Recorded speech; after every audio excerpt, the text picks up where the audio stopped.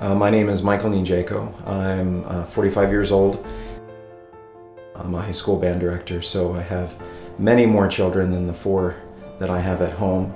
My band has 156 students in it, and I enjoy every time that I get to spend with them. Ironically enough, on my wedding anniversary in 2010, I developed vertigo, and I developed a physiological response where I would clench and tighten all of my muscles and for fear of falling. And out of that, I developed a disorder called Occipital Neuralgia,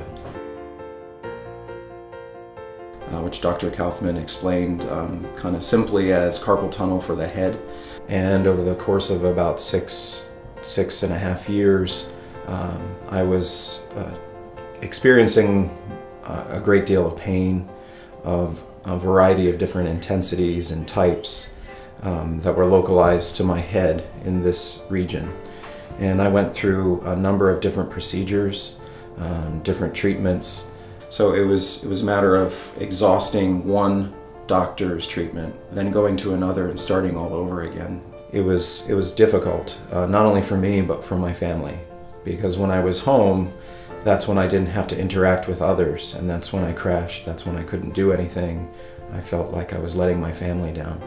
But I was in pain all the time, and it was hard for people to know I was in pain, and that was probably the most frustrating thing. I couldn't articulate just what I was feeling, how I was feeling, and really truthfully how it was affecting me. I heard about Dr. Kaufman from a colleague that read an article in the Star Ledger about a patient of Dr. Kaufman's that had the same disorder as I did, a cheerleader from Rutgers University. I read the article that she provided me and then immediately set up an appointment with Dr. Kaufman in his Somerville office. Upon meeting Dr. Kaufman, I felt no reservation whatsoever in trusting him with hopefully helping me with my situation. He asked me a few pointed questions, if I remember correctly, to assess whether or not he could help me, and from that he was able to recognize that it was indeed occipital neuralgia, and that only took probably about 5 to 10 minutes. He knew exactly what I was experiencing. It was a sense of relief, and then we proceeded by finishing the consultation and actually scheduling the procedure. Although people think I'm optimistic, my expectations for the surgery were initially negative, in that I had been experiencing so much pain for so long, and I've tried so many different treatments that none of them worked. Unfortunately enough, after the surgery and my recovery period, I became myself again.